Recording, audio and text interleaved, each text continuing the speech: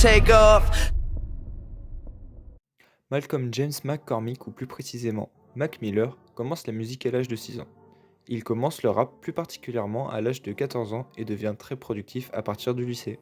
Il publie sa première mixtape nommée But My Making It Easy en 2007 sous le nom de S-Mac, Easy Mac, alors qu'il n'a que 15 ans.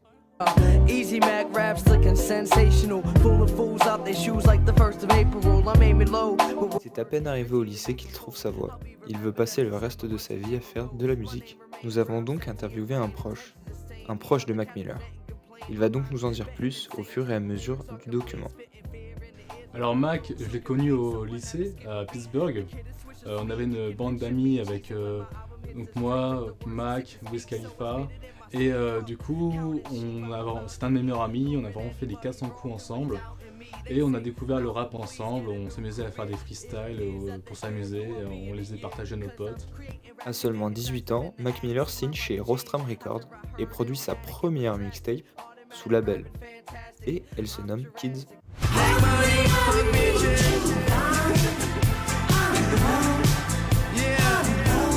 All I really need is some shoes on my feet. Yeah, I rack the beat. 1, 2, 3, 4. Crazy ass kids gonna knock up on your door, so let 'em in. Hey, Kool-Aid and frozen pizza. It's the work of art, I ain't talking Mona Lisa. Dream of rockin' crowds, see me filling up arenas. This weed got me laughing like a... Mac Miller, c'était un des premiers à mettre les sons sur YouTube. Et il a vraiment eu une idée de génie en faisant ça. Comme ça, tout le monde pouvait voir ses sons. Il a pu le partager à tout le monde. Et c'est comme ça qu'il a pu être connu en fait. C'est comme ça qu'il s'est créé une communauté en étant très productif, en balançant sur les réseaux. Et du coup, il s'est créé une notoriété et il a percé comme ça. Après avoir produit plusieurs mixtapes sur l'année 2010, il sort enfin son premier album en 2011, nommé Blue Side Park. Hey Mac Miller, who the fuck are you? Well, my crew too live, but I ain't Uncle Luke. And I ain't no hipster, girl, I can make your hipster from Pittsburgh, smoke papers over a Swiss shirt. Welcome. Avec cet album, Mac Miller arrive à faire numéro 1 du Billboard 200 avec plus de 340 000 albums vendus en étant 100% indépendant. Mais les retours de sa communauté sont très négatifs. Mac Miller s'est fait connaître par des sons qui parlaient de tout et de rien.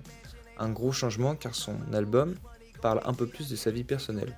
Ses fans l'ont mal pris et ont très mal noté son album, malgré le fait qu'il s'est pourtant bien vendu. La musique, ça lui permettait d'exprimer ses émotions, de raconter sa vie en quelque sorte. Parce que on voit au début de ses premières mixtapes qui sortaient, c'était vraiment une ambiance festive, c'était quelque chose qu'on appelait la frat rap. Il commençait, donc il était content de commencer, il s'amusait, il kiffait sa vie.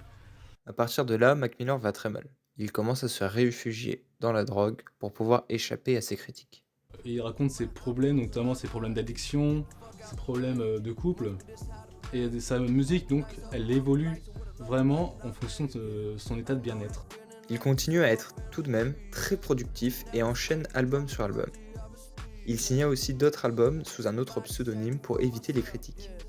Il sorta donc des mixtapes sous le nom de Larry Lovenstein.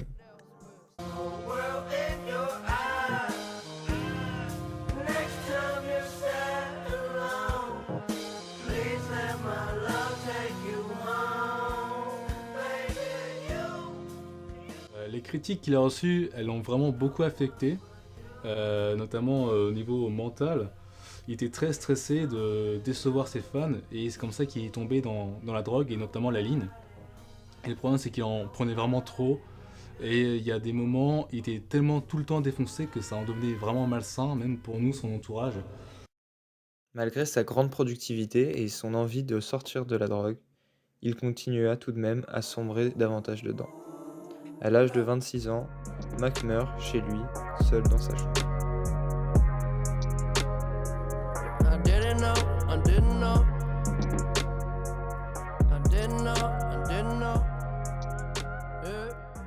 I'd rather be the corny white rapper than the drugged out mess who can't even get out of his house. Overdosing is just not cool. There's no legendary romance.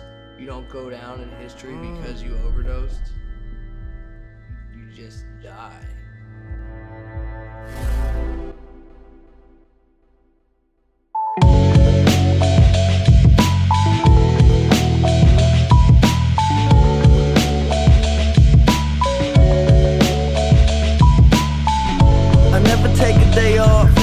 the clock, my engineer getting paid off. Rock like Ace up, like the weed and take off.